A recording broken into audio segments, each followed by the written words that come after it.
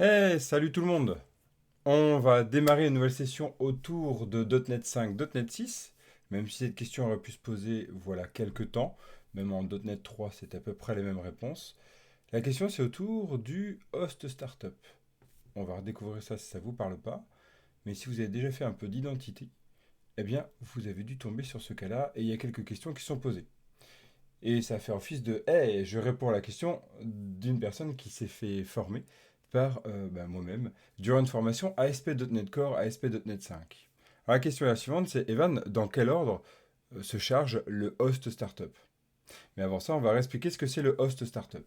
Alors, c'est quoi le host startup? Ici, quand vous rajoutez, je vous remontre hein, si vous n'avez pas l'habitude, dans ajouter ici, nouvel élément généré automatiquement, vous avez ici la possibilité de prendre l'identité. Et une fois que vous l'ajoutez, vous tombez sur un dossier assez particulier qui est celui-ci, Identity, et on découvre un Identity Hosting Startup. On voit qu'il y a un assembly, blablabla, et après il y a notre classe qui implémente Is Hosting Startup. Et donc il nous propose après un eWeb Host Builder. Donc ça nous permet d'aller parler au web host, d'aller le préparer avant la création.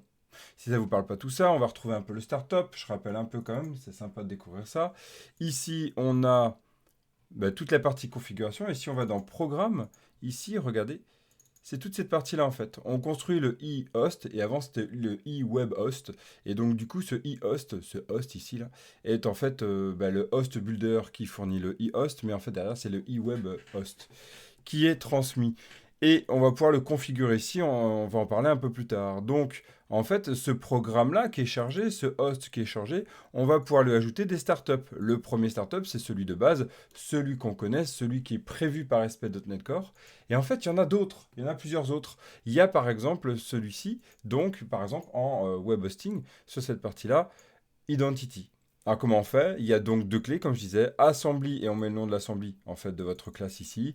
Et ici, on va aller configurer ce qu'on souhaite. On peut faire ce qu'on veut avec, hein. Ici, par exemple, il ajoute toute la partie configuration de l'identity context avec l'identity, appel de l'identity. Donc on charge un DB context dédié, et après on le met dans le default identity pour voir qui est utilisé.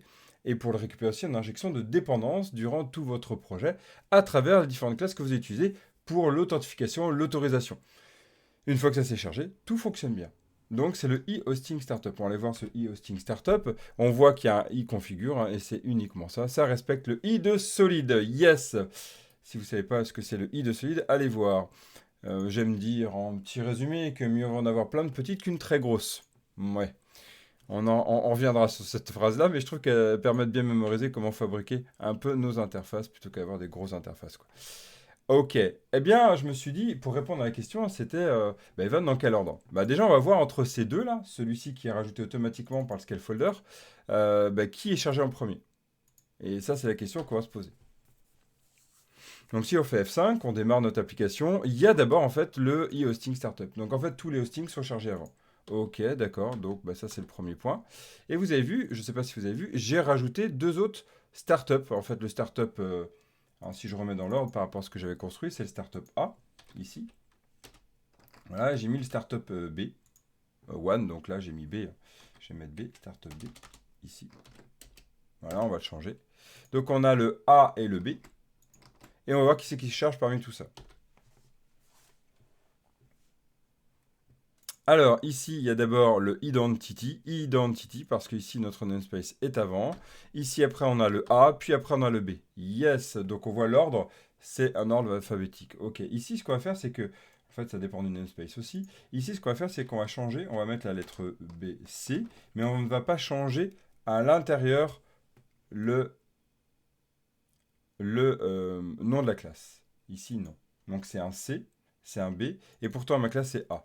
Donc normalement, ce qu'on attendrait, c'est que c'est se baser sur la classe. Donc on va chercher ça.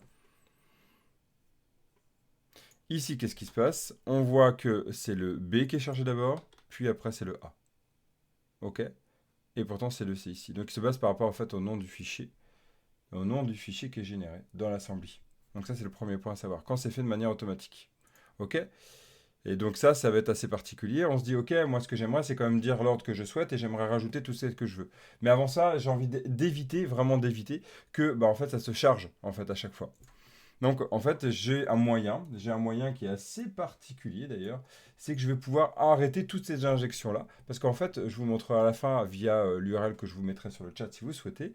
euh, on va pouvoir même configurer tout par variable d'environnement. Parce que vous savez sans doute, dans ASP.NET Core, on peut tout configurer par variable d'environnement. Et ça, c'est un truc de malade dans la configuration. Mais on pourrait se dire qu'on pourrait injecter n'importe quelle startup qu'on souhaite, puisque c'est une assembly ici. Donc déjà, on va voir comment le stopper ça. Et donc, on va faire ça ici. Vous allez ici dans la partie configure webhost. Et juste avant le web configure que je montrais ici, vous avez un web builder ici. Et là, vous avez un use settings. Là, vous mettez use settings. Et là, vous avez des mots-clés, des clés. Vous voyez que c'est juste du clé-valeur. Hein. C'est en fait du JSON. Hein, ou c'est en fait une variable d'environnement. Vous voyez l'idée? C'est le même principe. Hein. Et ça qui va configurer en fait votre ASP.NET, votre moteur, donc votre logiciel ici, votre site web en fait, quand il va tourner. Ici, vous allez chercher la web host default. Et là dedans, oups, il y en a plein, pardon, je vais vous le montrer. On voit qu'il y en a plein, environnement key, etc. Et il y a toute la partie hosting que vous voyez ici. Prevent, hosting, etc. Donc là, on va mettre Prevent Hosting, Startup. Et donc du coup, si on met ça, et si on met true, regardez ce qui se passe. Donc là, on évite, hein. C'est ça que ça veut dire. On l'évite. Ici, on va mettre le startup ici. Et si on fait un Prevent Hosting, regardez, je vais directement dans mon startup, et c'est tout. Alors bien sûr, mon programme plante, puisque toute la partie autorisation et organisation des routes par rapport à ça est fichue. Aïe. Bon, en fait, ce qu'on voit, c'est qu'on peut protéger, mais bon, pas super cool, quoi.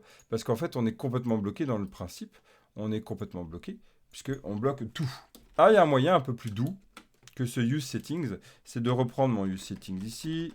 Ce setting, j'entends prevent hosting. Hein. On va chercher un autre, ici. Un autre, pas un host, hein. Un autre, qui va nous permettre en fait de dire, écoute, j'en bloque certaines. Donc ici, on a le hosting et vous voyez le exclude. Donc vous allez pouvoir exclude certaines. Alors vous allez voir ici, je n'ai qu'une assembly, mais dans l'idée, on va pouvoir en bloquer certaines. Alors dans la doc, il met des accolades avec le nom. Fiez-vous pas à ces accolades, c'est faux. C'est vraiment la séparation par semi-colonne, donc point virgule. C'est tout, faut pas mettre les accolades avant. C'est juste, faut qu'ils les enlèvent en fait dans la précision. Je sais pas pourquoi ils ont mis accolade. Pour montrer un listing peut-être, j'en sais rien. Peut-être qu'on peut mettre un listing aussi. Oui, mais non. Non, on enlève en fait, sinon ça fonctionne pas. Donc là, vous allez prendre l'assembly qui est là, hein, c'est celle-ci. Et vous allez voir qu'on peut faire la même chose. Donc en fait, on va pouvoir bloquer autant d'assembly qu'on souhaite. Donc là, il faudra juste les séparer par point virgule. Donc là, si vous mettez ça, c'est un peu la réponse à, en CSV, pareil, quand on a une valeur et on va en mettre plusieurs pour une clé donnée, je veux dire, on va souvent le faire par point virgule, on retrouve ça même en base de données. Regardez, ça y est, on a bloqué exactement pareil notre assembly. Ok, donc vous allez pouvoir mettre ici dans votre programme toutes les assemblées que vous souhaitez bloquer. Et donc, vous allez pouvoir régler l'ordre, orchestrer l'ordre ici, et dire ce que vous souhaitez avec l'inverse. Regardez, il n'y a pas que le exclude, hein. Il y a le ici, celle que vous souhaitez. Et donc là, on va retrouver. Voilà, ça y est, on retrouve toutes celles qu'on avait. Voilà. Et ça va être très pratique, hein. Par exemple, si vous voulez injecter des valeurs uniquement pour cette assemblée. En gros, si vous voulez rejoindre un peu ce qu'on fait en Angular avec les modules, avec ce micro front-end, avec ce principe de scam, eh bien, on retrouve exactement la même logique ici. On va construire notre programme avec plein de petits blocs de startup qu'on va aller injecter. Je trouve que c'est très propre, en fait, ça fait plein de petits projets qui s'assemblent autour d'un grand projet. Et ça va être toute cette partie, en fait, de hosting startup qui va permettre de configurer ça. Je vous invite à le faire quand vous avez créé des DLL dédiés pour ASP.NET Core. C'est fini pour cette session. Qu'en dites-vous? Dites-moi si vous avez déjà utilisé ça, comment vous l'utilisez. Ça m'intéresse beaucoup d'avoir vos retours. Et d'ici là, je vous retrouve pour une prochaine vidéo autour de .NET 5, .NET 6. Et on va continuer l'aventure, la découverte, très prochainement avec de belles nouveautés cette semaine. Et j'ai un peu de temps. Ciao!